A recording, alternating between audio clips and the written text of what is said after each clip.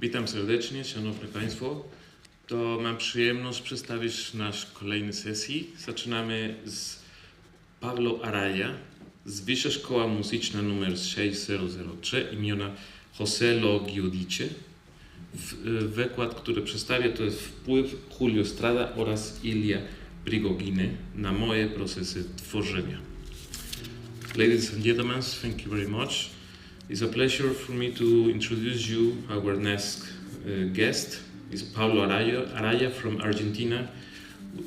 He's representing the Higher School of Music, José Lo Giudice, and his paper is under the title, sorry, because I missed the title in English. So under the title, My Creative Process Under the Influence of Julio Strada and Ilia Brigogine. We will put a video because the author sent a video. It takes 20 minutes, and when the video will finish, then we'll start with the discussion, commentaries, anything. So.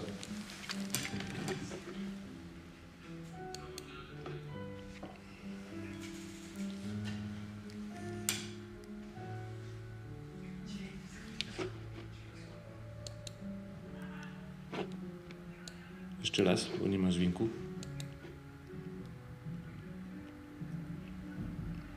Well, hello everybody. My name is Pablo Araya, and my lecture will be about my creative processes under the influence of Julio Strada and Ilia Brigogine. And of course, many thanks for allowing me to be with you sharing some of my ideas. Okay. In the year 2004, approximately, I had the good fortune to become acquainted with some of the music and theoretical work of Julio Strada, but at the same time, I also began to get acquainted with the writings of Ilia Brigogine, a chemist physicist who made important contributions to non-equilibrium thermodynamics. So the work of both of them was a fundamental influence to develop my creative work. Now I will try to explain in a summarized way some essential concepts and ideas of the musical and scientific approach of Julio Strada and Ilia Brigogine, respectively.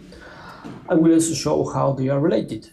Okay, let's start with Brigogine. Brigogine starts from a distinction between dynamics, that is the physics of Newton, and this kind of physics only studies the forces involved in motion. So there is no modification in the intrinsic constitution of bodies. And this kind of physics analyzes deterministic, stable, periodic, and reversible systems. So we're in the kingdom of linearity, and the image of nature is really simple. Thermodynamics, mainly Brigogine. This kind of physics studies the motion on the basis of heat. The immanent condition of bodies is thereby modified. Hence, the systems analyzed tend to be unstable, irreversible, and non-deterministic. So we are in the kingdom of non-linearity, and the image of nature is really complex. However, Brigogine's research on non-equilibrium thermodynamics can be summarized under one fundamental concept, that is dissipative structures. But what are these kind of structures? Okay, Brigogine defines them as follows. There is a quotation, I won't read it because we don't have too much time, but if we observe carefully, within the notion of dissipative structures, other concepts linked to physics and mathematics are included. For example, instability or non-equilibrium, chaos, turbulence, spatiotemporal scales, nonlinearity. All these conceptualizations are linked in one way or another to the notion of complex systems. So a complex system is one that is related to any or all and many also many others of the concepts that I mentioned. So, complex systems are non-linear dynamic systems with the multiple components and spatiotemporal scales that give rise to unstable, turbulent, or chaotic behaviors or processes. And equally important, dissipative structures or complex systems enable the birth or emergence of novel structures from chaos or disorder. I will now address the Stradian approach, and it will be divided into two parts. The first, the two levels, and the second, the macro timbre. Okay, the two levels. Subjective level Musical creation, from Strada's point of view, is the result of the imaginative process that an individual deploys. This is the imaginary. This means that the composer will associate or link the sound through imagination, and a work linked to metaphor and analogy to multiple issues, such as, for example, the different states of matter. Nevertheless, the matter with which Strada associates or links the sound to make his music is one whose behavior or dynamic movement is really irregular and capricious. But not only this, it must also be added that in this acoustic musical matter is treated with a high degree of resolution or refinement. Let's see the objective level. Of course, what the composer has imagined of sound has to be conceptualized and formalized in some way. This requires the development of specific musical knowledge and technique. In this sense, it can be stated that Strada developed a technique and a knowledge that is compatible with what he explored in his own imaginary. Here I'm talking about the notion of macro timbre. But what is the macro timbre? Strada offers a very precise definition of this concept, but it can be summarized as follows. It is a way of constructing sound, that is, a way of giving a structural organization to acoustic matter and therefore to music. Let's see what is the macro timbre. So, as I already pointed out before, the macro timbre is a way of conceptualizing and giving a structural organization to sound. So, with this in mind, we can consider the following. Since a conceptual perspective, the macro timbre understands that there is an acoustic matter whose dynamic behavior is very regular and intricate. For example, very similar to unstable or turbulent fluids. Structurally speaking, the notion of macro timbre understands that acoustic matter is made up of a large number of components. We are talking here about the stratified musical notation, which in addition, it can be treated, those components can be treated with different degrees of refinement or resolution. So we are talking about the scales. We talked about this a few moments ago, but here there is a quotation of Strada, and this quotation it is a metaphor and an analogy that intends to explain what is the macro timbre, and with this in mind, with this explanation about the macro timbre, with this metaphor analogy that explains what is the macro timbre, we can transfer this to the field of music. So a work can be understood as a system of multiple components, that is, parameters that have very regular dynamic movements. Furthermore, the level of detail, the scales with which each component parameter is treated also is very important. Also, the assemblage of all these components or parameters will produce a sound resultant, that is a timbre, so a macro timbre. I will show you a graphic. This is a graphic that belongs to Julio. Below you have the stratified notation, and above you have the different parameters that are moving in time. Okay, Strada, Prigogine. Here I will try to explain how they are related. As can be seen, there are many common elements between Julio Strada and Ninja Prigogine. Strada conceives a musical work as an assemblage of parameters that unfold and move in time in an irregular way. The product of this assemblage is a very complex timbre, that is, a macro timbre. Prigogine's dissipative structures refer to systems made up of multiple components that acquire very complex dynamic behaviors. But the theoretical scaffolding to describe and explain these systems is linked to the notion of chaos, nonlinearity, turbulence, stability, etc. So with this in mind, one might think that Strada and Prigogine are talking about the same thing. That is, both have to deal with dynamic entities made up of multiple components with a very complex behavior. Strada does it in musical terms. He seeks to create such entities. Prigogine does it in scientific terms. He seeks to understand such entities. So, in conclusion, Strada and Prigogine have different purposes and develop different cognitive mechanisms. But this does not mean that there are no similar factors and interests between the work of them. Okay, now I will try to explain my creative processes under the influence of Julio and Ilya Prigogine. Okay, my starting point. The similarity between Estrada's and Prigogine's proposal led me to the following conclusion. What I must achieve in the area of musical creation is the realization of works that are understood as nonlinear dynamic systems outside of equilibrium with different scales. But as I am neither a physicist nor a mathematician, I had to resort to other kinds of reasoning or procedures that dispense with technical mathematical language. That language outside of mathematics was that of metaphor and analogy. So in synthesis, if I say that I had to resort to the metaphorical or the analogical, then I'm saying that the works I want to achieve should be understood as metaphors or analogies with the notion of complex systems. However, this does not mean that my works or those of Julio are complex systems in the same sense of the exact sciences. Some preliminary clarifications and the methodology. Okay, as I explained above, my works, and also Estrada's, can be understood as metaphor analogies with the notion of complex systems.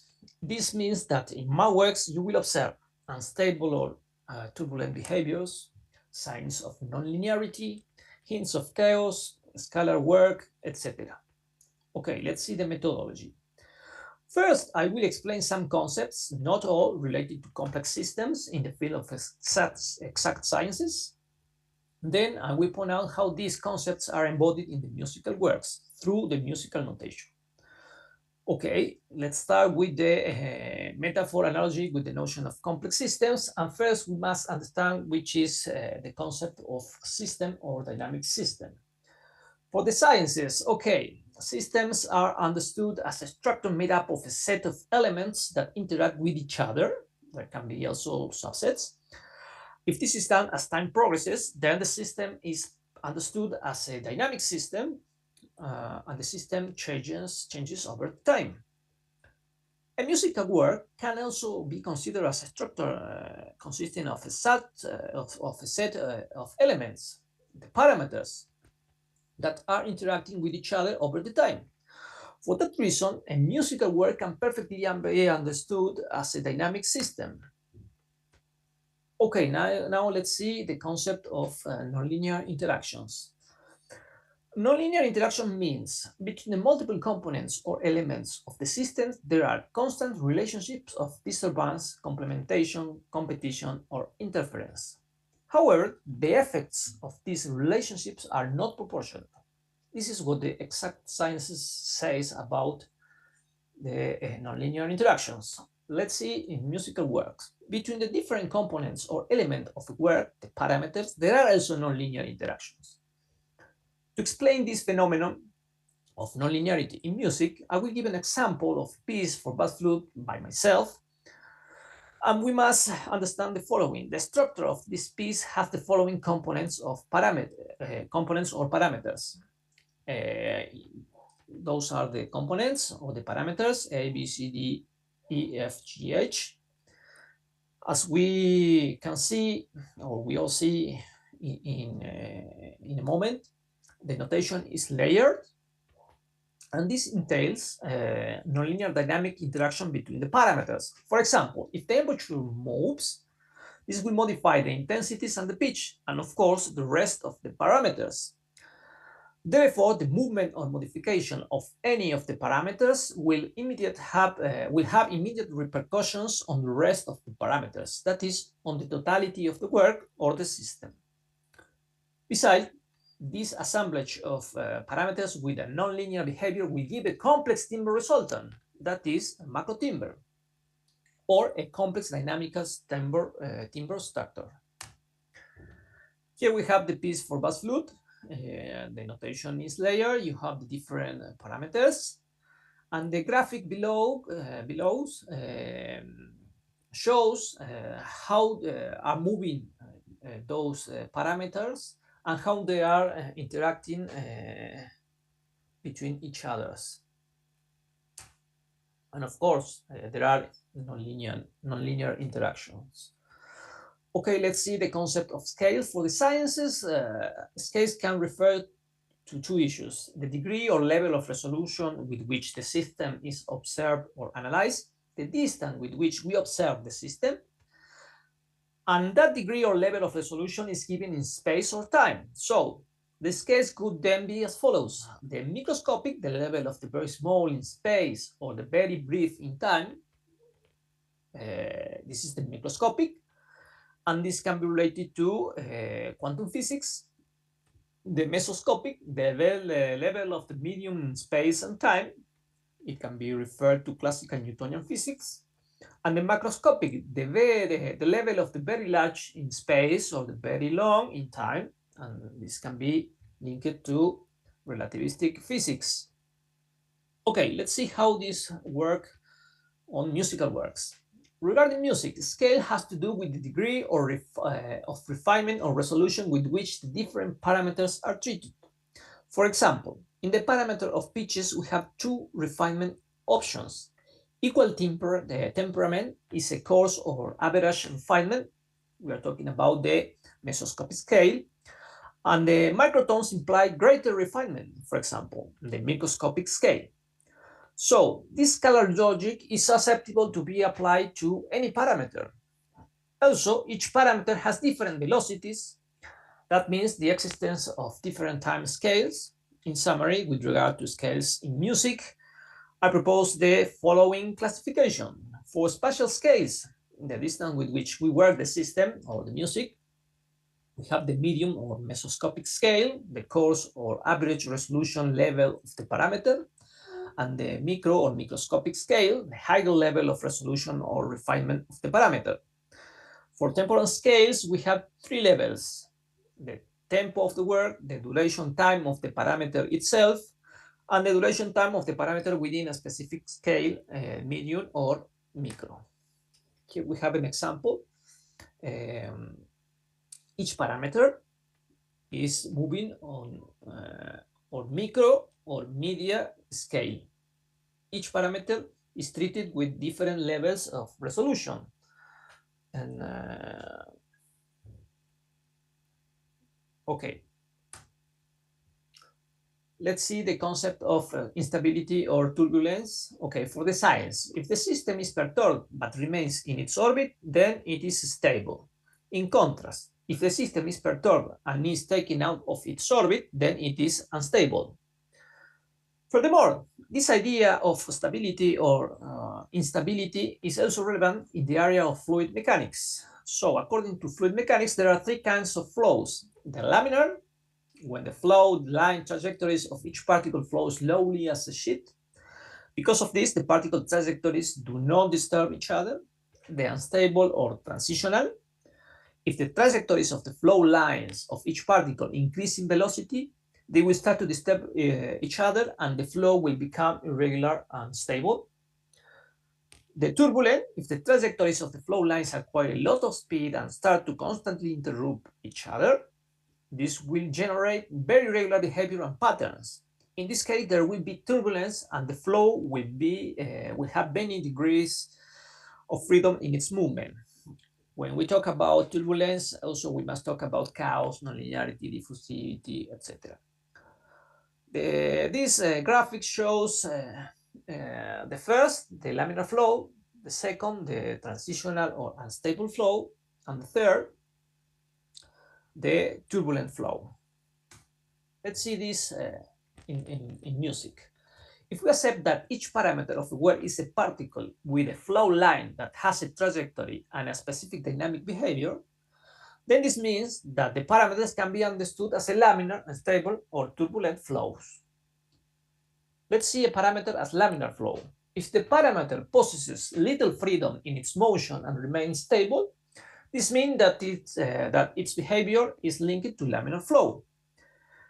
If the parameter acquires greater speed and freedom in its movement, in this case, we could be talking about instability or turbulence. I will show this with two musical examples. The first, a piece with stable or laminar behavior of the parameters.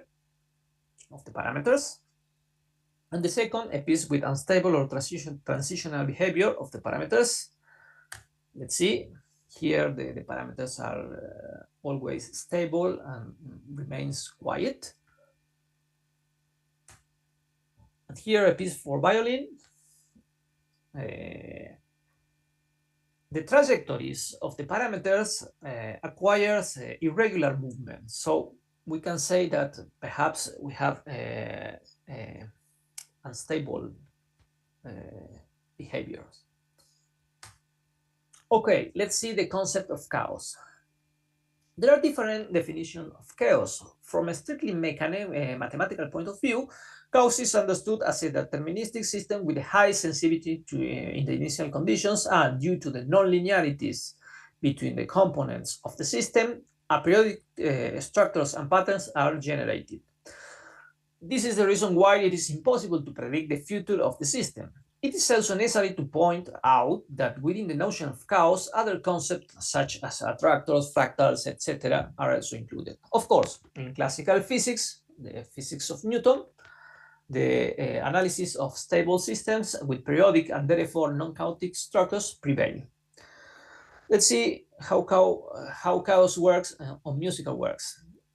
In his well-known article entitled Metamorphosis of Musical Form, Ligeti explained that in tonal music, periodic configuration or structures always predominated. It was not until the second half of the 20th century that composers began to experiment with aperiodic structures. So, if we compare the structures or configurations of the works that we saw before, with the structures or configuration of tonal works, we can conclude that tonality is certainly linked to periodicity, whilst my works, or also Strada's works, or many other composers of the 20th century, tend to be aperiodic.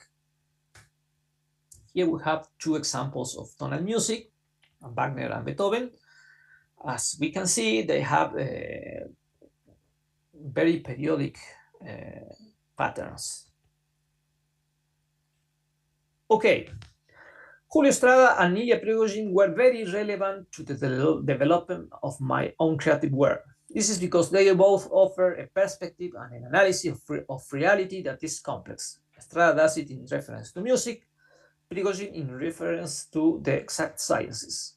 Therefore, if one intends to transfer the behavior and complex properties of some phenomena of nature to the field of music, it seems very pertinent to take the research of both as a starting point. Okay, that's all. Many thanks for listening to me. And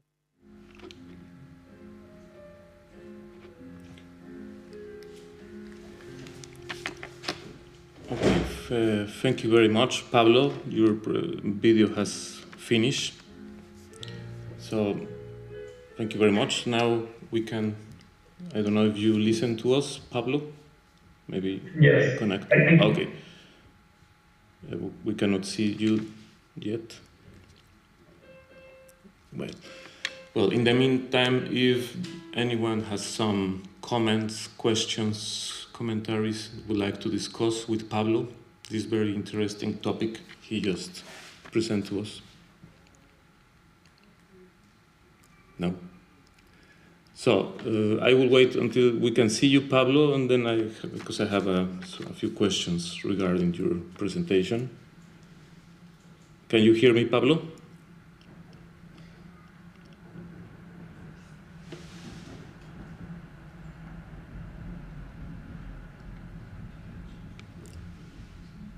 There is no Pablo? He's not connected? Nie jest połączony? Jest. Pablo, can you listen to me? Hello? Okay. I don't know what is going on. Nie wiem, co się stało, bo... Pablo, if you can listen, please try to speak so we can check if we listen, if the connection is correct.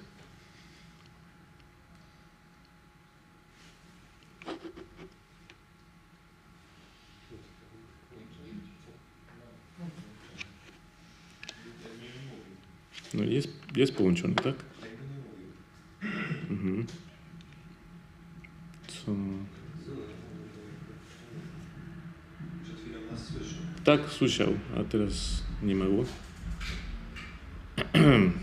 Okay, maybe what we can do, może idziemy od razu następnego prelegenta i może jak gdzie jest Pablo połączone, to już połączymy oba. So we will go straight to our next referent is Leonardo, and we will wait for Pablo. Maybe you can connect your audio later, so we can join on the discussion together after Leonardo will present. I hope you are listening to us, Pablo, so it will be better. Więc to chciałem przedstawić dla Was kolejny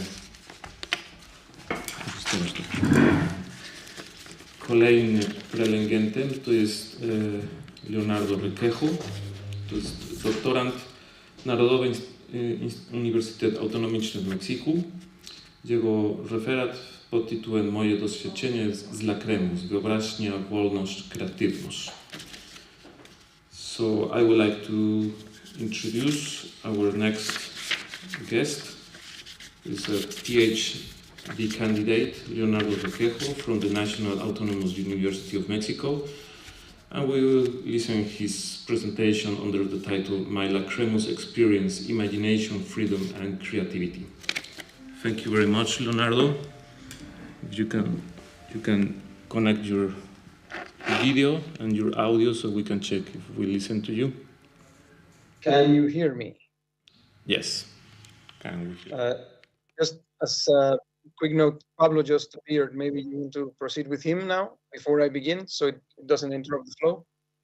Your call. I think we can go straight with you, and then you finish, and then Pablo will join you after.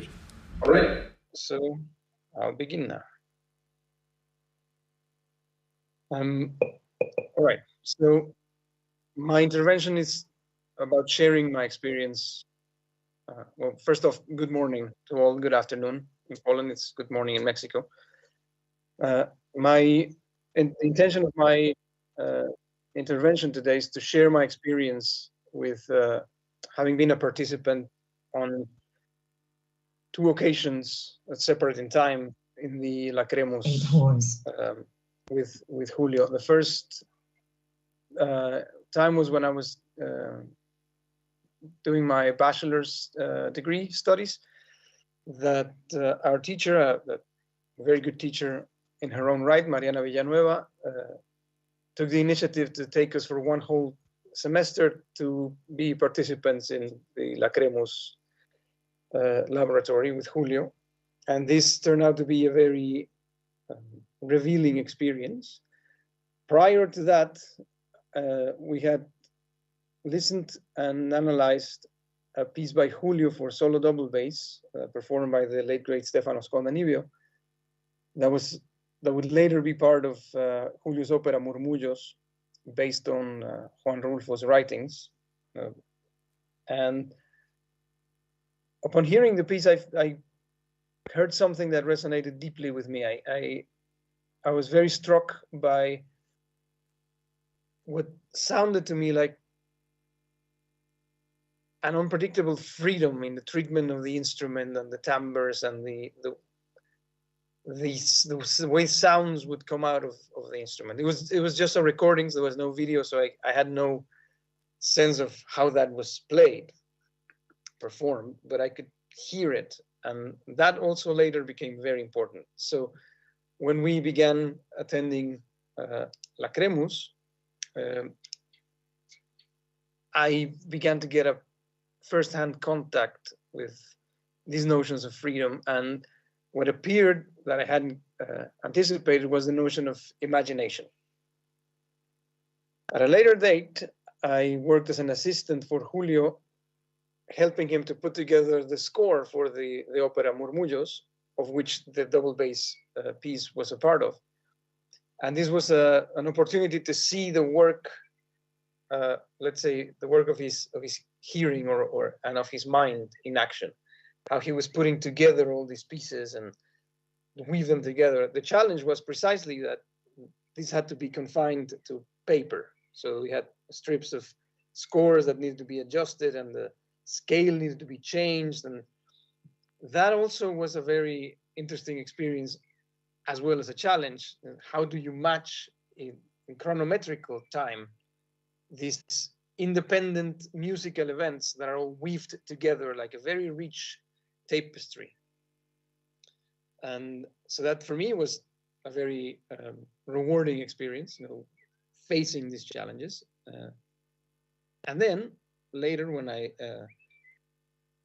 began my PhD a few years back, Julio being my main advisor, my main tutor, invited me to be again a participant in Lacremus. And so I came back to what was, let's say, a familiar place, but with a different perspective for myself. And Lacremus is a very interesting laboratory in the sense that there are no levels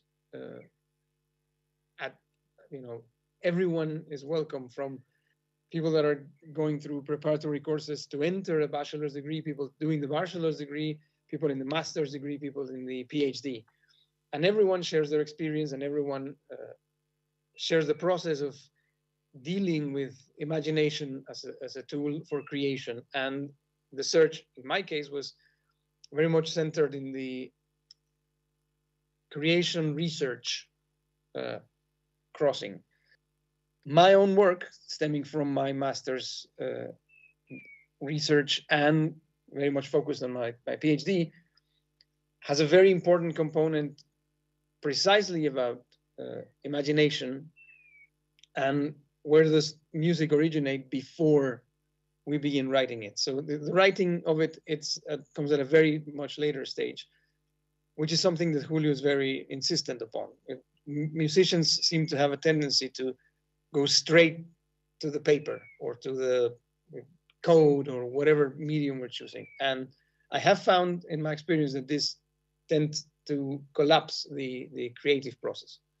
If we allow ourselves to just stay with it and just run with it and change it in the imagination, in our listening imagination, a richer contact with the piece is possible. Also, I found that Julio seems very insistent in the fact that I am left-handed, and so I hear, this is something that he has spoken about many of his left-handed students and of himself and other left-handed composers, that we're hearing in the round. Recently, we had a conversation about how do I hear before beginning any creative imagination process. And I found that my listening is as a sphere rather than in the round. So I sense myself at the center of a sphere of silence, which is not absence, but it's rather the potential for sound. It's there, and it's like an immanent presence from which sound emerges. And I'm in the center of it, and then I can begin to explore this space.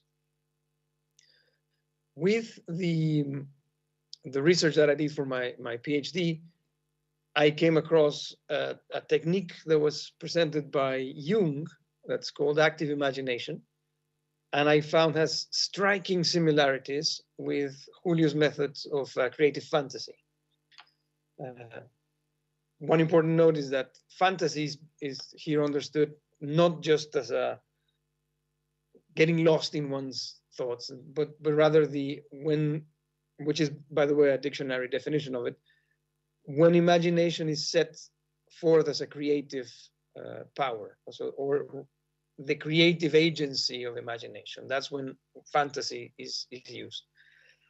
And so Jung's technique, it's of course developed for therapeutic purposes, but it involves a contact with what he calls the unconscious. And this is a practice, it's something to be done on a regular basis. And that relationship is strengthened and further developed. I use this technique beyond the therapeutical aspects as a creative practice, let's say. So I have daily sessions for developing and keeping this relationship trained and fluid.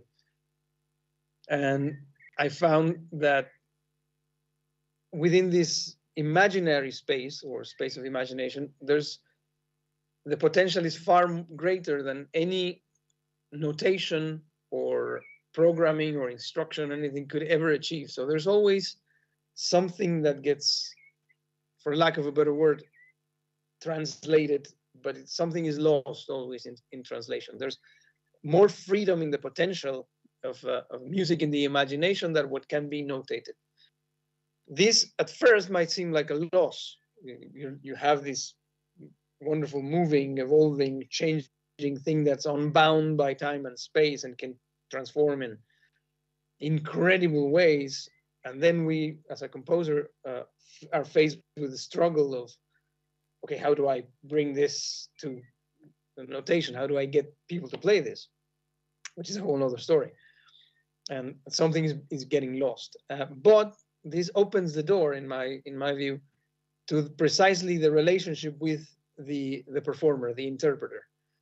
That which is lost in the translation from imagination to notation of whatever kind, whether it's a drawing or that opens the door for the performer to go in and find something of their own.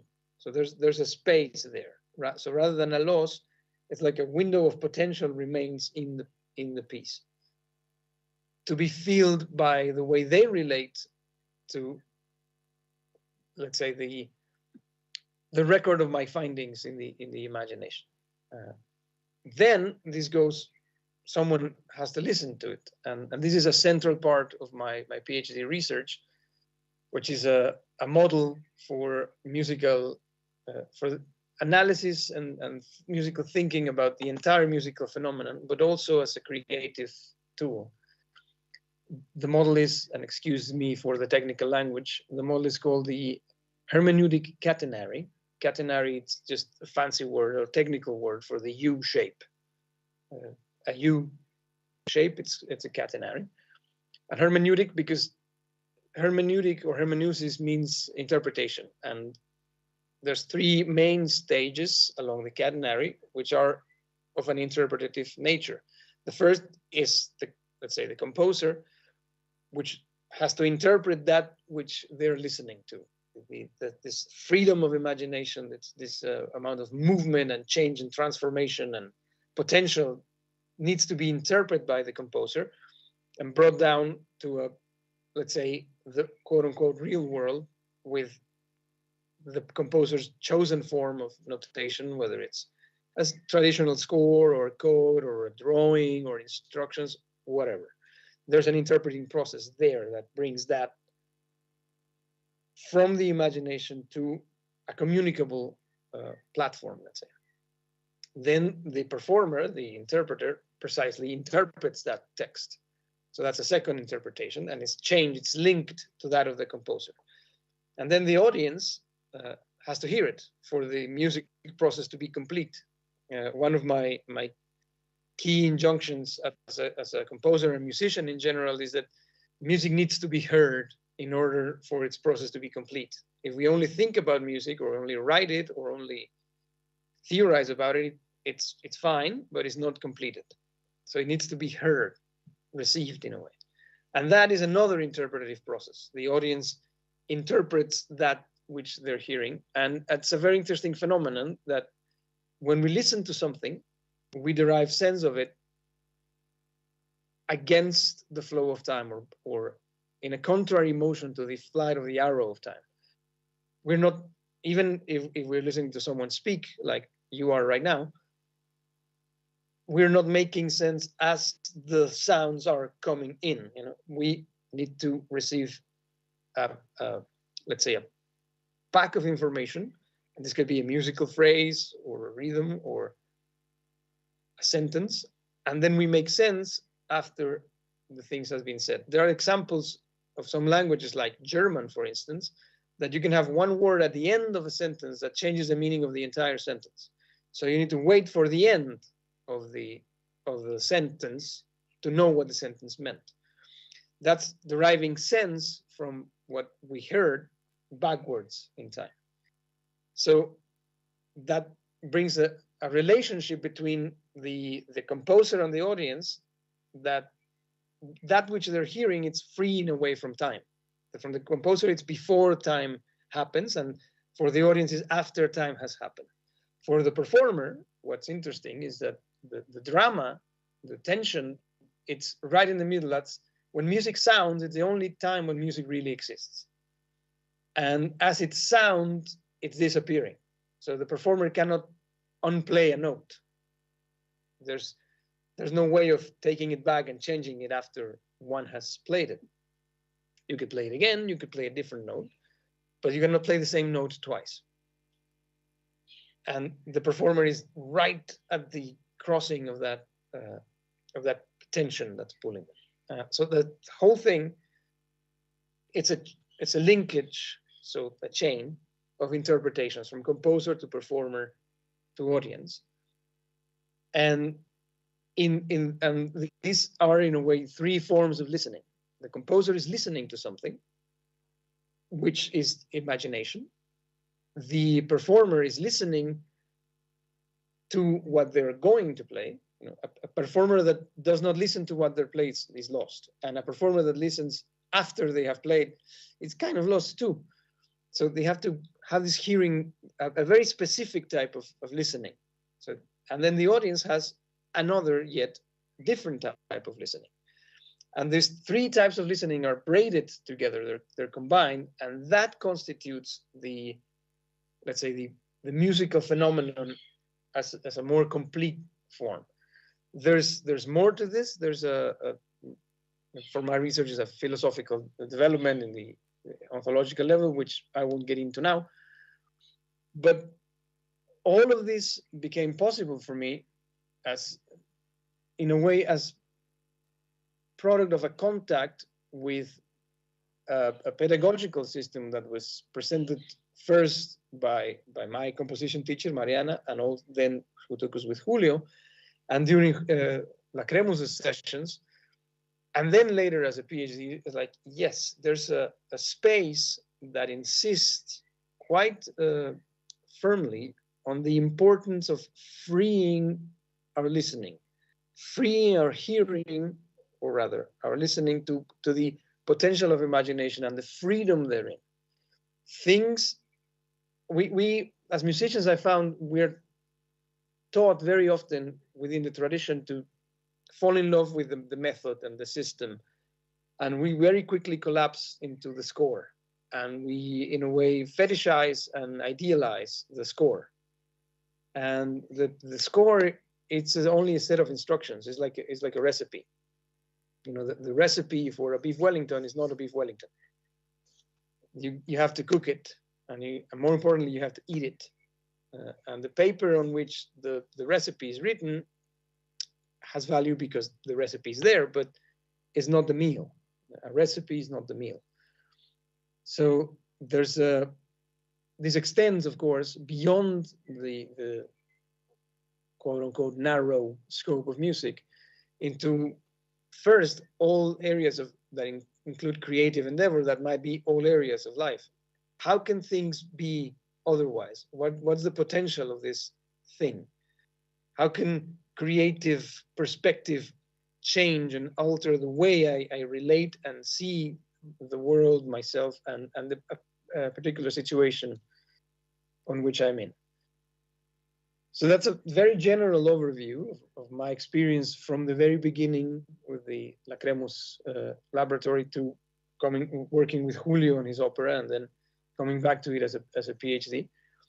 And an interesting thing, one of the most interesting things I've noticed when I was there last as a PhD student was that there also seems to be a need for insisting on musicians to listen to their imagination. There's a tendency, it seems, to have a very visual imagination. We see things in the imagination and we describe them visually, which is fine. But for me, an interesting thing was, we once had one of these sessions with Julio that fantasized in front of the group and describe what you were fantasizing about. and it was my turn, and I did it. And a few people commented that then the translation into musical form was easy because there were sounds already present in my fantasy session. And to me, this seemed a bit strange because my response to them was, how can you imagine these things that you're describing and not hear them? How do you know? Everything sounds, if you're hearing, there was a nice image of horses running up an ivory tower. To me, that's an image that's full of sound. Or a flower that's drying in the sun. That's also full of sounds. It's not just a picture. There's a sonority to it that to me is very present in that image. So rather than just focusing on the visual, I recognize a need for spinning it, or rather making more emphasis on, okay, but how does this sound? Whatever it is that you're imagining. And as one of the later things that I developed as part of my PhD research and my personal practice was having these active imagination sessions, but focused specifically on sound. Disembodied sound in pure form, sound not attached to any particular known form, timbre, instrument, rhythm. It's very challenging. I found it's next to impossible because sound for me requires a medium in a way. But I found that there's great rewards in that struggle with, let's say, approaching the ontological pure form of sound, which again becomes a practice and it needs to be developed over time. But it does have an effect of freeing my hearing and my imagination. And with that, now I'll be closing my exposition, and I would say let's go to comments and questions if there are any. Thank you. To hear from you, Leonardo, thank you very much for such a pleasant talk.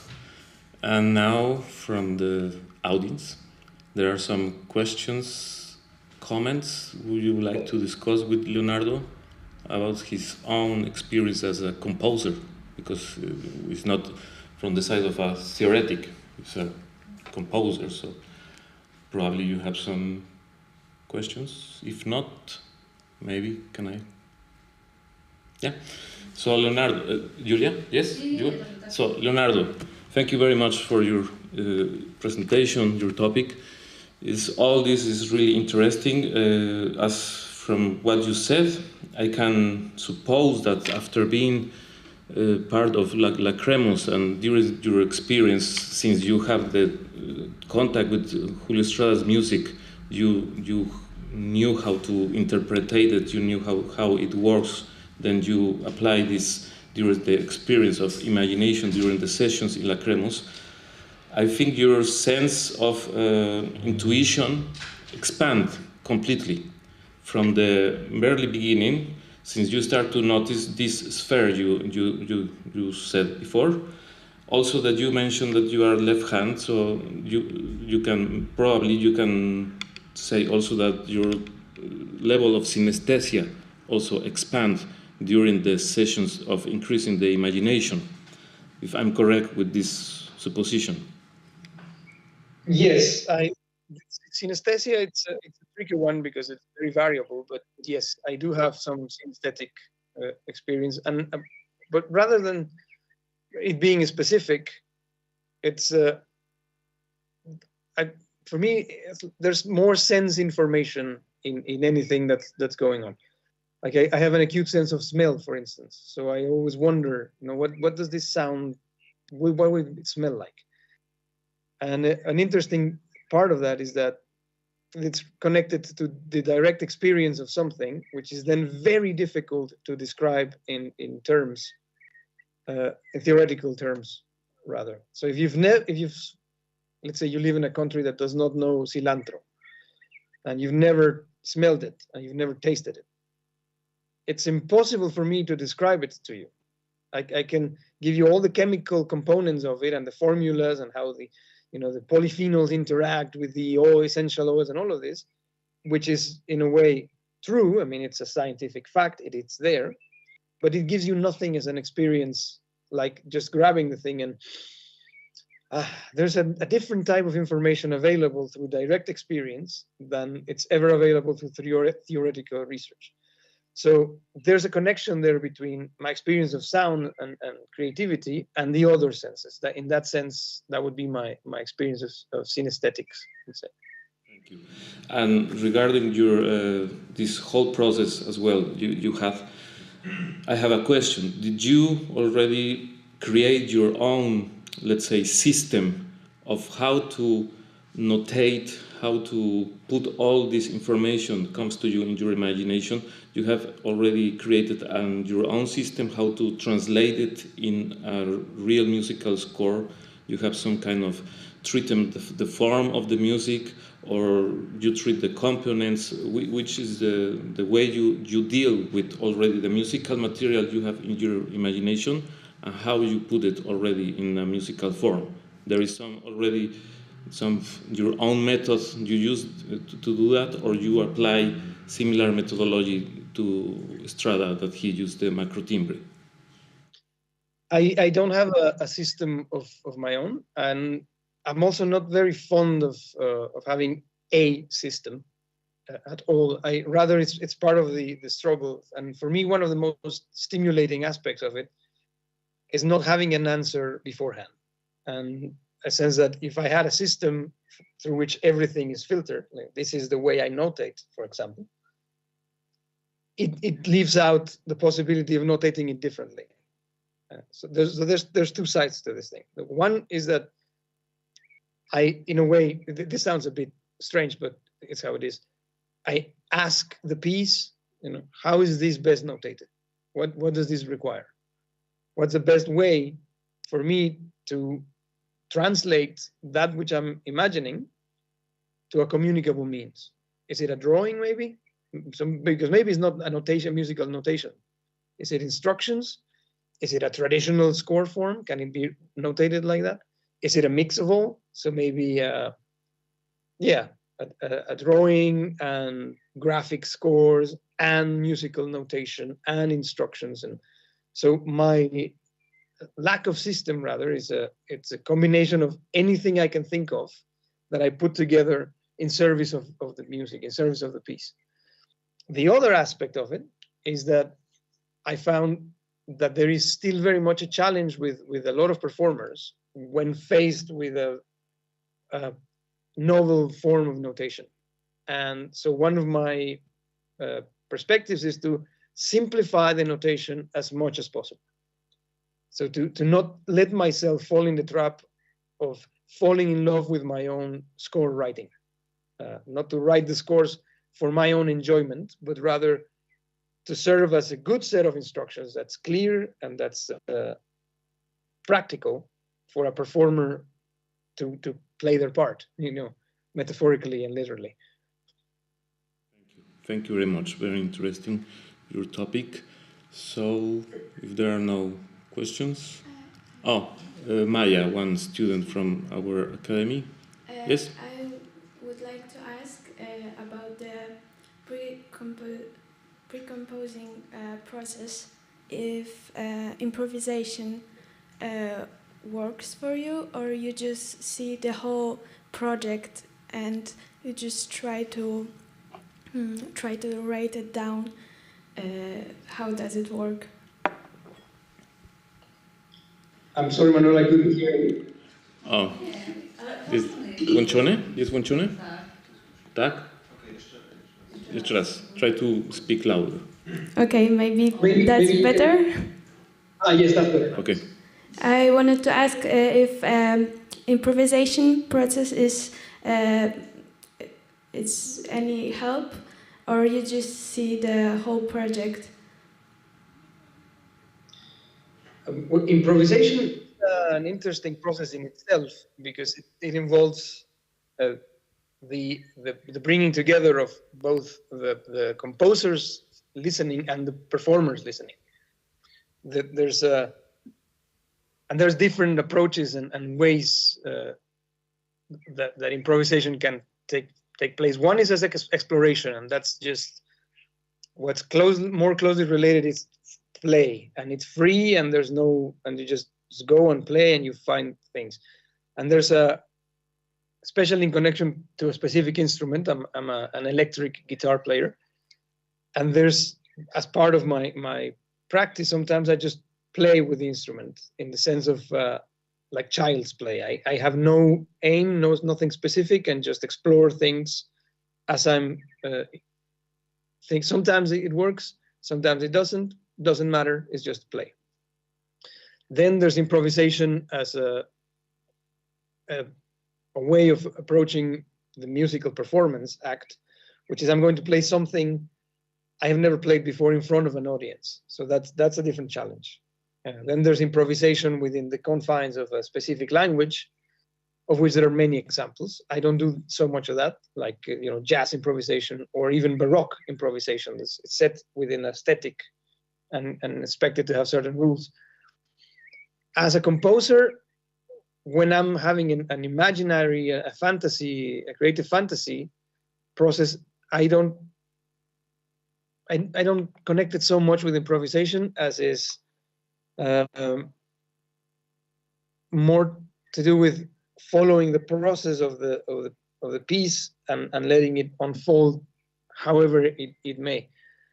Again, that sometimes may be in connection with a specific instrument that I'm playing, but not necessarily. I hope that answers the question. Yeah, that helps a lot. Thank you very much. Julia? Cornelia? No. Okay. So thank you very much, Leonardo, for your presentation, your time with us. It was really inspiring and opening to know the process of composition and imagination. And I hope now we can connect with Pablo for a few minutes to discuss some of his aspects he presents. If Pablo is listening to us and we can listen to him, because we missed him before.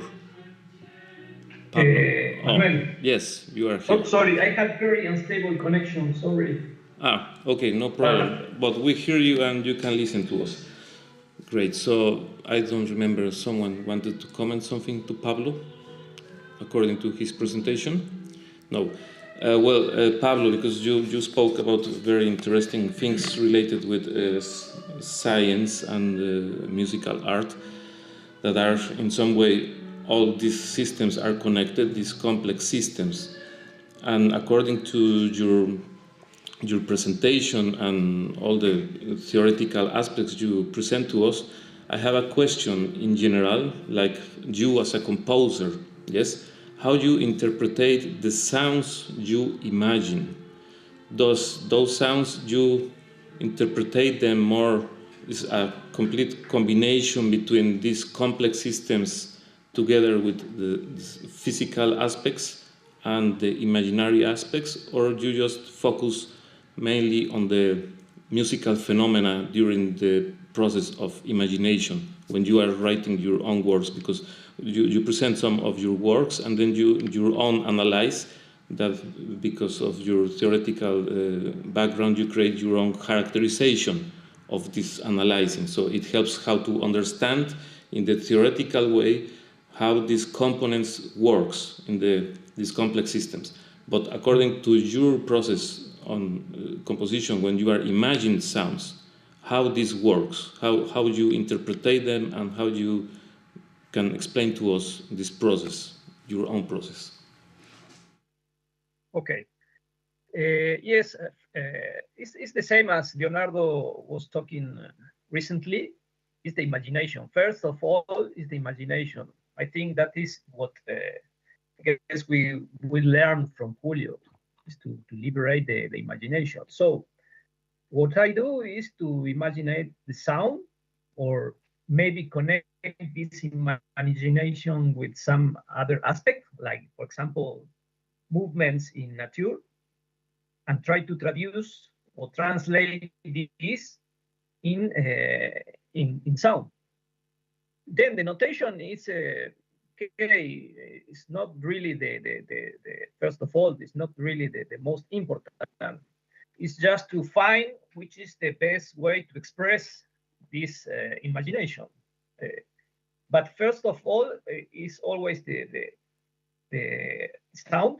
And okay, the way I found, technically speaking, is to, I don't know how to say, to descomponer. To correlate. En español, ¿cómo lo dices? No puedo escucharte. ¿Cómo lo dices en español? El micrófono. You have the microphone. En español, ¿cómo lo dices? De componer en elementos. To compose in several layers, you mean? Yeah? Yes, in several layers. I found this. I tried to this what I imagine of sound. I tried to decompose in different elements or components, and this is the notation. Of course, it's not the same of the imagination. What I have imagined always is different in somehow to what it is going to sound. There is a difference that is always losing something. This is unavoidable. Thank you. But always the imagination first. Yes, thank you very much for your time. No records? Okay. Thank you very much, Dr. Pablo, to join us with us this very nice time. Hope you stay and we can listen together Judith from Mexico as well. Thank you very much, Pablo. So, Thank you. Thank you. Po polsku, sorry. Dobrze, to teraz, proszę Państwa, włączymy się do następnego prelegenta. Mam przyjemność przedstawić Judith Romero Porras, również Narodowy Uniwersytet Autonomiczny w Meksyku oraz Uniwersytet Soborny. Judith Romero to jest doktorat i jej referat pod tytułem jest Od muzykologa do twórcy. Wykorzystanie wolnej wyobraźni jako pedagogika twórczości muzycznej. So it's a pleasure to introduce you Dr. Judith Romero Porras from Sorbonne University, as well as National Autonomous University of Mexico. And her paper is under the title From Musicologist to Creator, the Use of Free Imagination as a Pedagogy of Musical Creation. Thank you very much, Judith. Dr. Judith, your microphone is all yours, please. Can you hear me now? It's yes. Okay? Yes, we can hear you. Thank you so much. Good morning in Poland. Good morning in Mexico. Before starting my presentation, I would like to thank the organizers of this first International Student Conference, especially Dr. Manuel Dominguez Salas, Dr. Julio Estrada, and the Academia Muzyczna. So I share my presentation now. Yes, I think I can. Okay.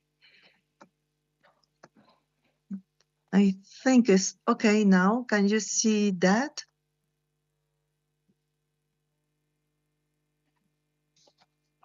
Okay. Yes. Okay. Can you see my presentation? I'm not sure. Presentation, yes. Please. Okay, so during my doctoral studies in musicology at the Sorbonne University in Paris, I had the opportunity to contact Dr. Julio Estrada, who would become my thesis supervisor along with Dr. Marc Bartier in Paris. At that time, my musical activities were limited to teaching the practice as a piano teacher and musicologist. This doctoral work allowed me to learn about the creative processes of some of the Mexican composers of the second half of the 20th century, including Dr. Julio Estrada. At the end of my PhD, Estrada invited me to participate in the musical creation laboratory, Lacremus, where topics such as creativity and free imagination were addressed. As a musicologist, I studied the development of Western European musical systems in the second half of the 20th century. According to the evidence from documentary sources and archives, anyone who wanted to be a composer at that time, I mean, in the 1950s and 1960s, had to know and train in the different composition techniques. But when what Estrada proposed was completely different since the 1970s, the possibility of leaving pre-established musical system and letting the imagination fly. This is how I began to imagine the sound and go beyond the musical system. At Lacrimus, I could create music without restrictions.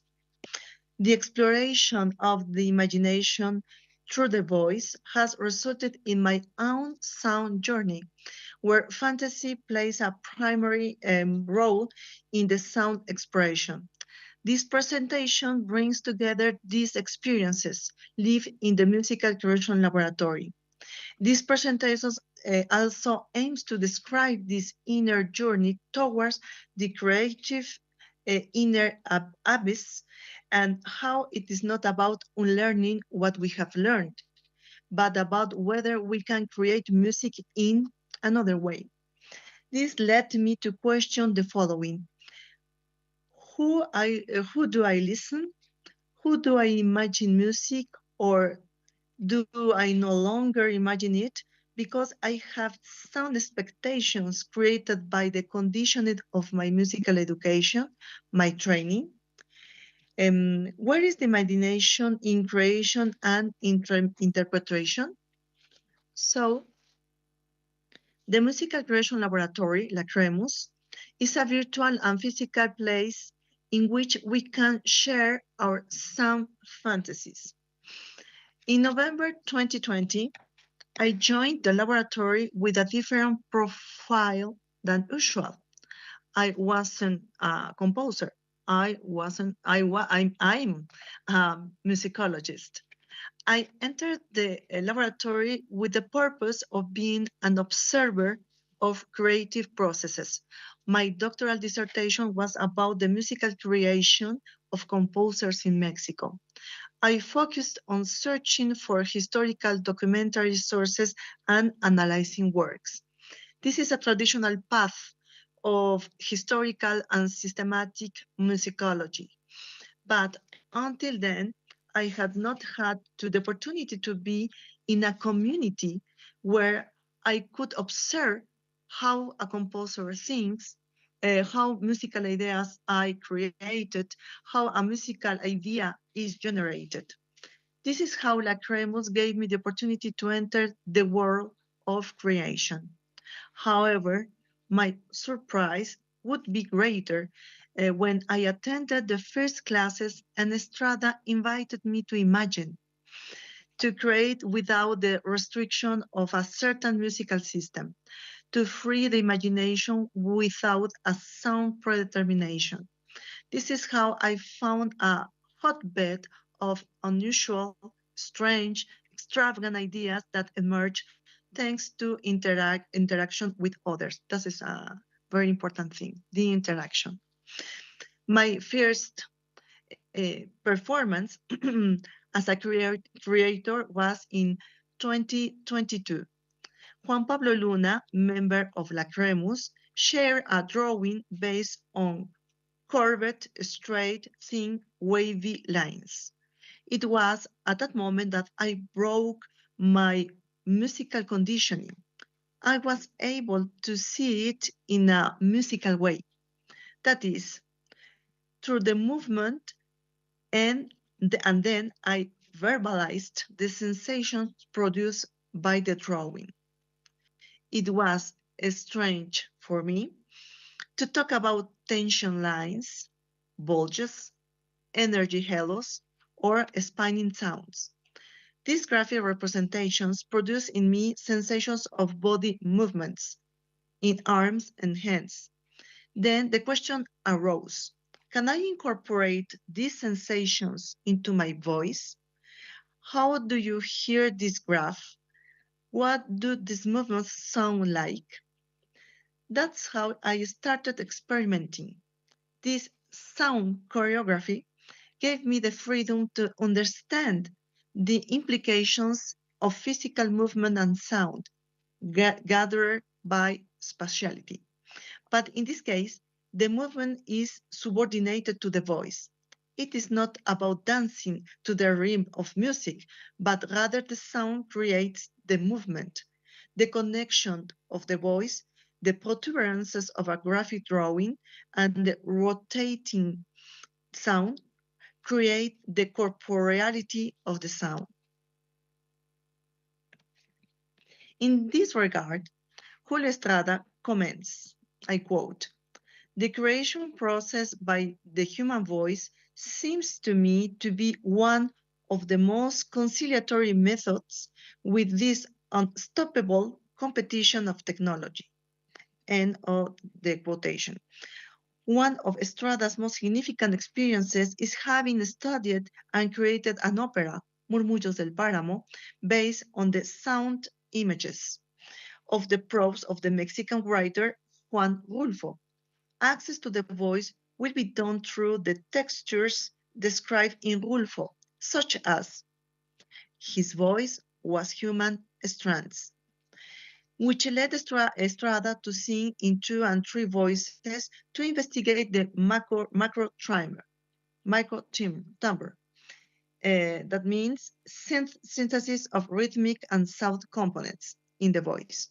For Estrada, the voice offers a range of possibilities that every creator must explore in the search for a sound creation. Sound and spatial exploration generates vocal gestures after having described the sound fantasy.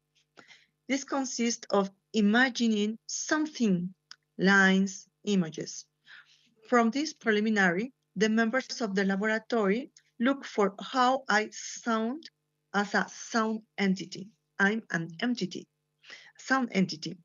The sound goes from 2 dimensions to 3 dimensions. Sound expands tends to the involvement of our sense, not only through movement, but also through a smell, a color, a flavor. The sound diversifies and acquires another internal dimension. In this sense, synesthesia is part of the creative process as a pedagogy used by Estrada. Thus, I quote Estrada, "We create an alternative reality with our minds, a beautiful, attractive, living reality, creating another form of life parallel to this one. We can call that art. Go somewhere else, to yourself. We are pushed to the abyss in the best sense, to our own abysses, to the metaphysical abyss, intimate, very powerful, creative. The creator power that comes from entering one's own imagination and releasing it, opening that door." End of the quotation. When we delve into our inner abysses, that is, when we do not depend on a system to determine our creative act, unexpected elements can arise for creation. During a La Creme session, Estrada commented, I quote, "One must have missed something. This immersion in something unknown leads you to a perceptive experience, eminently perceptive through the imagination in which you have that revelation. Imagination is a form of intelligence. Art is a form of intelligence, but it is not necessarily the truth that we seek. Science seeks the truth. We serve to affirm the imaginary, that which has not yet taken shape and that we have managed to perceive.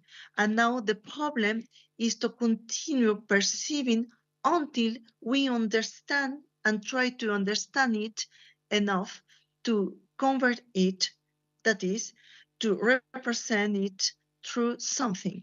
To represent the perception is to create the work.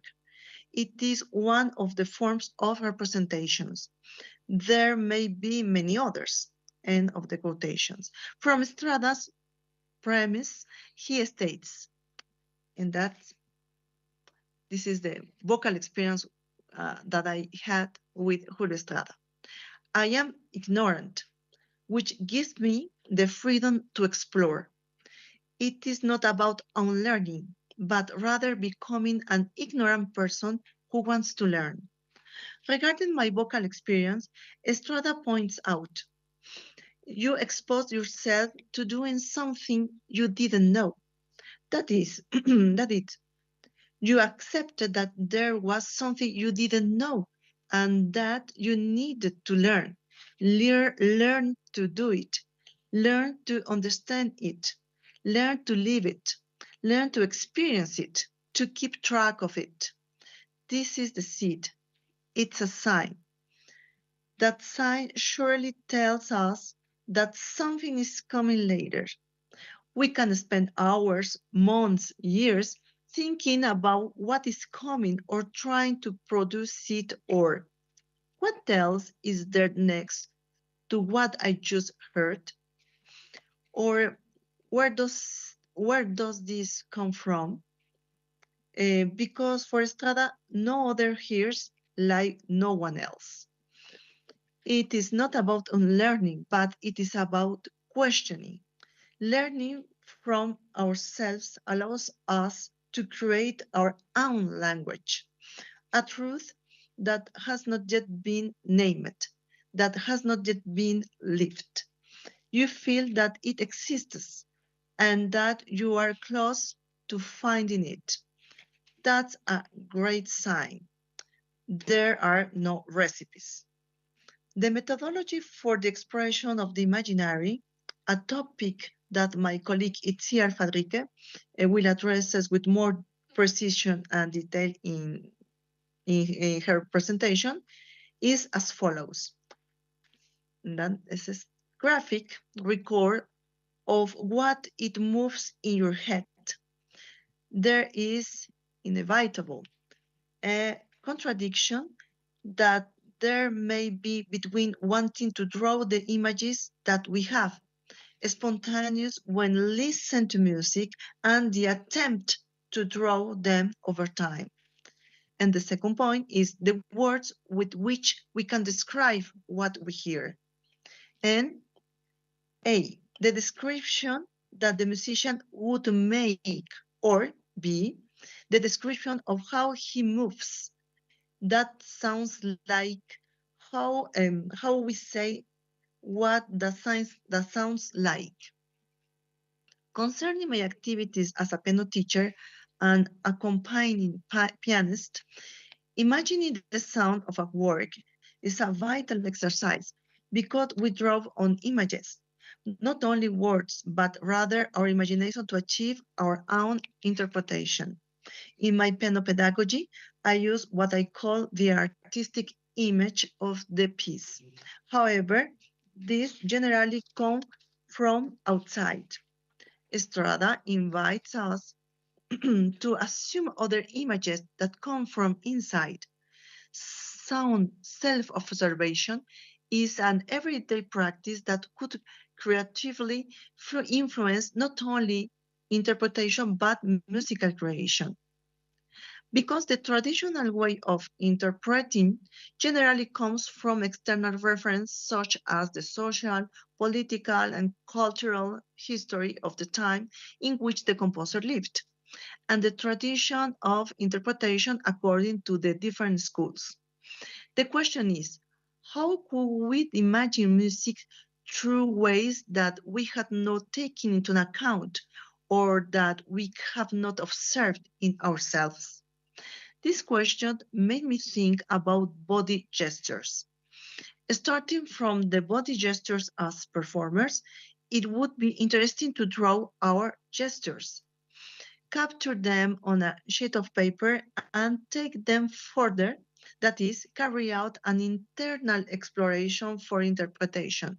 I mean, to consider gestures in interpretation. In each instrument, there is a very defined, a very different gesture. Our imagination will internalize these gestures to recreate ourselves as more authentic musical beings closer to our own inner ear.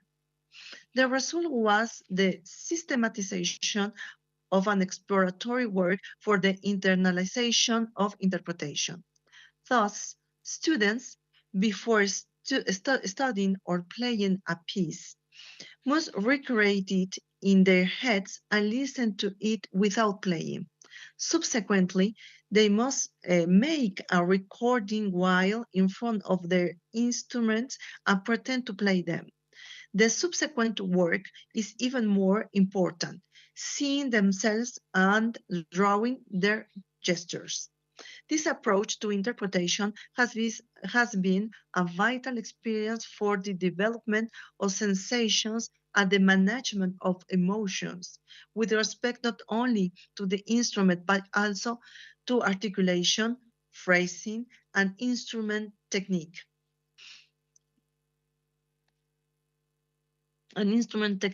So, this way of working with the instrument helps the student get out of worrying about the note and go to the essence, the sound. By focusing on gestures, the student can hear internally to transcend the physical instrument and itself and reach interpretation. This practice and these reflections arose from Estrada's questions during the laboratory sessions. How does Judith perceive the class? How can she apply what she sees in class as a performer? Would it be possible to place the performer in the foreground? We are going to go inside the piece, walk through it, how it moves, what color it has, what gestures it asks me to perform. How can I express it? Does it represent some affection, some emotion? Can I get closer to what is contained in the work? And that can happen much more than with a historical musicology, with the creative sense that each work has. That opens up an enormous field in which you would need to develop it in some way, at some point, because it is a discovery of yours that is going to be a really valuable in your own performance as a pianist and as a piano teacher, and also as a musicology of interpretation. For me, this is a big question now. If I can propose this kind of musicology, interpretation. My conclusion. The musical creation laboratory sessions allow its members to share the field of imagination. We provide feedback on an idea, we rethink a method, we discover a talent through mutual collaboration. Estrada pushes members to open doors, to travel inside oneself, and dare to express in an original way the sound world that we carry inside. In my case, the laboratory sessions have given me something valuable, listening to my own imagination and being my own creator of my sound world, both as a teacher, pianist, and musicologist. Finally, I would like to finish my presentation with a quote from Estrada about exploring the imaginary.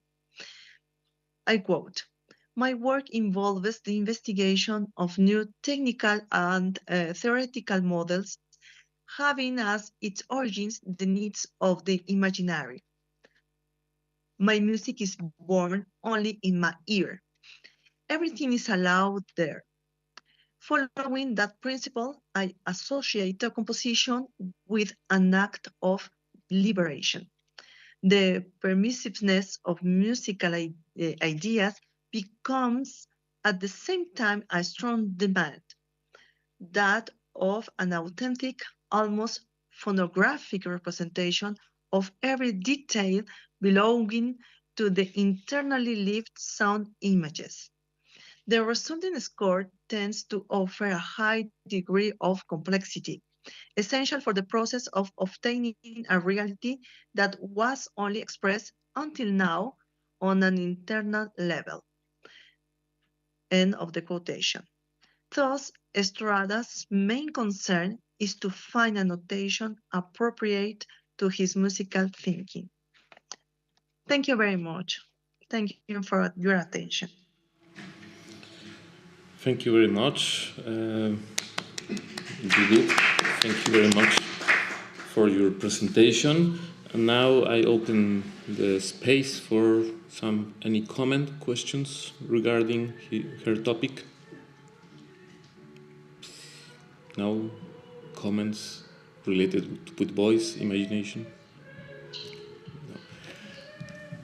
No. Yeah.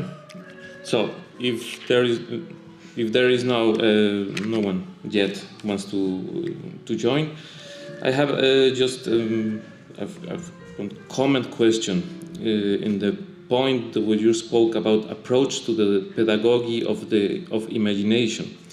You mentioned the importance of drawing as well as to verbalize what is imagined. Yes, there are these two methodologies that apply during the Lacremus sessions. Which one of these two do you prefer? The visual thinking. The visual thinking.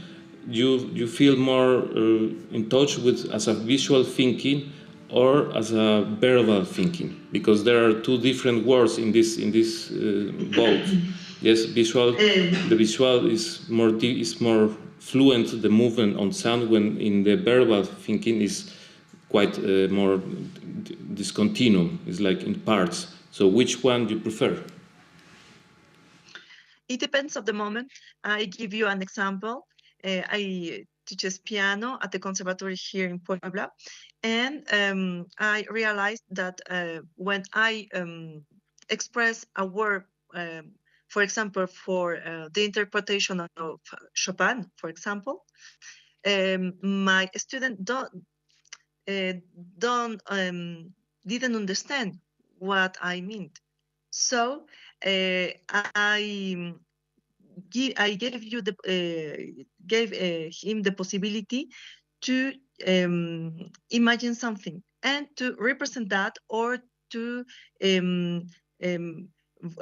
go to the internet and take the image, because the impression now actually the student is not related with his own emotions, and it is something strange, because it's important emotions in the interpretation. So it depends at what level you talk about.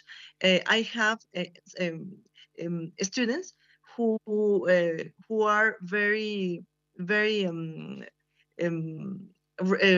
implicate in their own process, their own interpretation process. So for them, it's easy to express with a word, but there are some students, the intermediate students, for example, in piano, that couldn't express your emotions. So I need to use the images. So it depends at the level and the development of the emotional condition in those students. But I can tell you, I prefer both. I prefer both depending of the student. Thank you very much. And according to your own personal experience, because you start to experience this changing of how to listening, how to approach to imaginary by using the voice and not the piano. because you are a piano player, yes, it's your instrument, your main instrument, but your approach to imaginary space was through voice. So why, how can you explain these two different roads? Why you felt with the voice is the best and not with the instrument you know perfectly? Because of my traditional education, I go directly to the instrument. This is a training that needs a training. I have this kind of training, and I'm worried about the sound. But before playing the piece, I try to understand the phrases, of course, but I don't. I try to sing all the sense of for example, the melodies. And this is important because I used to play directly with the piano, but when I worked with Julio Estrada, he showed me that it's important to be in contact first with the voice, because this is your first expression way to communicate to the world. But you communicate to the world, but you don't communicate to yourself. So I needed to feel my body, for example, the skin. How can I imagine a sound through my feet, for example? And this is the sensations I didn't have before. And it was very important because now I feel more connected to my body, not only through the voice, I think, but to my interpretation to the piano. And this is a very interesting exercise. And now before playing the piano, I imagine myself with the gestures, for example. What is my gesture for this for example, score, or this composer? What is my approach? My approach not only to the technical, exercise. You need to do technical exercises. Not only that, but what is my approach emotionally, for example, with this composer? And that's proposed Julio Estrada. What's your approach? And I think our education is dressed only for playing, play the piece. And I think this is very important to nourish our emotion internally with images before playing the piece, I think. And I try this kind of methodology with my students, and it works. It's another dimension of music. Thank you very much. It's very interesting this perspective you show to us. So following your knowledge is very important to active this organic side that we have contact with music before playing the instrument. Is quite important and interesting to start to apply this methodology. I think privately everybody can do that. Thank you very much, Dr. Judith, for your great participation, as well as Dr. Pablo Araya, and also Leonardo Requejo is here also as well. Three of you, thank you very much for this great session we had. I think there are no more comments for Judith. No. Cornelia, yes? Oh, we have a comment from Cornelia from Austria. She wants to ask you something. Sorry. Hello. Maybe this question is for all three, if they want to answer the question. You said imagination is some kind of liberation, but if you now have a piece to perform, or if you want to create or compose a piece, there are limits. So limits from the instruments, so natural limits, limits from the voice or from other things. So how do you deal with those limits?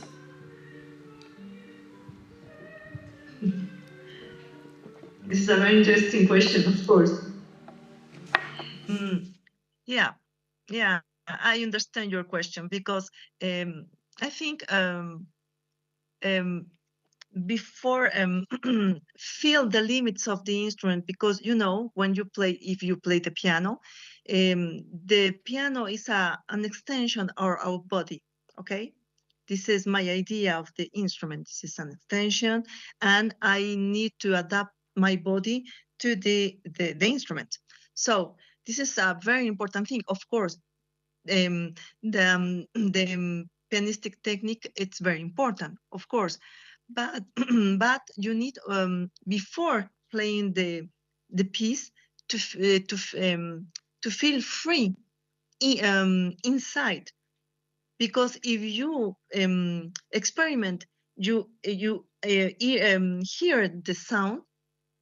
This is the body, you dispose the body in a different way. If you play the piano directly, you don't feel the sensations before. You are more worried about the technique, the precision of the notes, the tempi, etc. But you don't feel before this free to then adapt the body to the limitations of the instrument, of course. But I think Julio Estrada proposed that imagination is first, and then you give you to the instrument. I don't know if you understand. This is the inverse process, all my students, in my experience, the 20 years as a teacher, they feel very limited when they must study the scales, all the technique during, for example, 1 hour, and then work the repertoire. But before that, where is the imagination?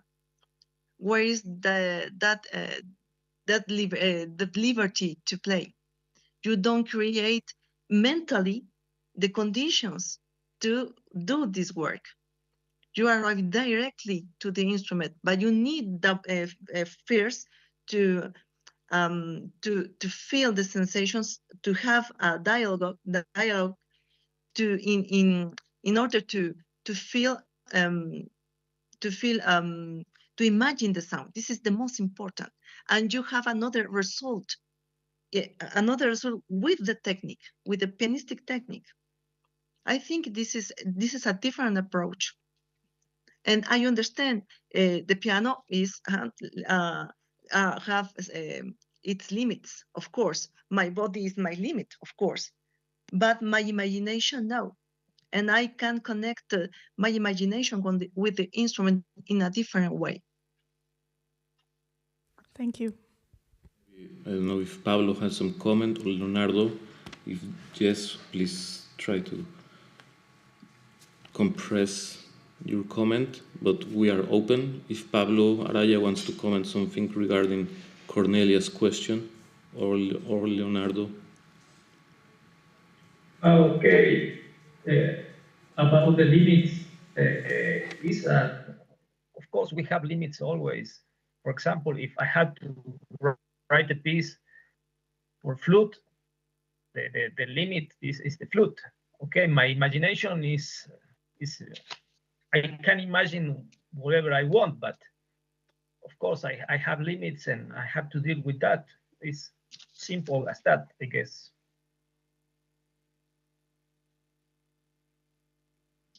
Thank you very much.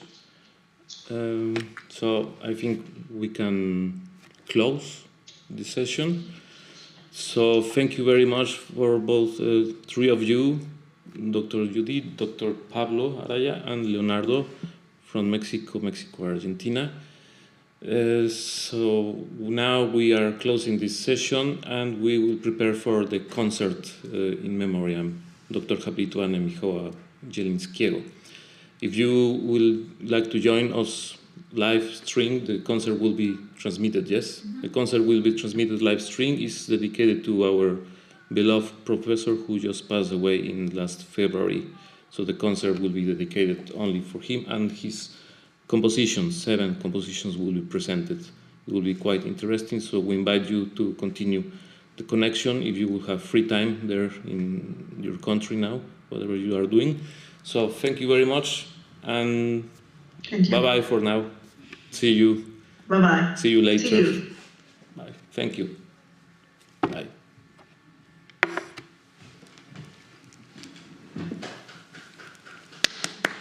Yeah.